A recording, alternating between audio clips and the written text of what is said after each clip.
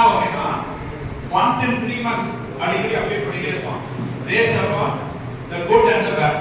அதாவது நல்லது அல்லது தீமையான ஒரு ஏதாவது ஒன்று இருந்தது அப்படின்னு சொல்லிட்டு வச்சுக்கோ. என்ன பண்ணானா அடிக்கடி மாத்திட்டே இருப்பான். so the GST taxation மாறும். அதான் வந்து இந்த ஃபர்ஸ்ட் சொல்லிருக்காங்க the regulatory barriers. அந்த regulations வந்து அடிக்கடி மாறிட்டே இருக்கு.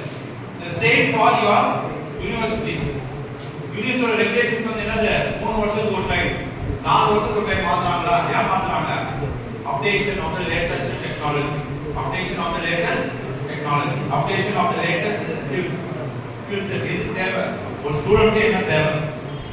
ஸோ ரெகுலேஷன்ஸ் வந்து 2020 ரெகுலேஷன்ஸ் 21 ரெகுலேஷன்ஸ் அந்த மாதிரி வந்து சட்டத்திலே வந்து என்னது ஏதாவது பேரியர்ஸ் ரெகுலேட்டரி பேரியர்ஸ் அதே மாதிரி unfavorable taxation structure unfavorable அதாவது taxation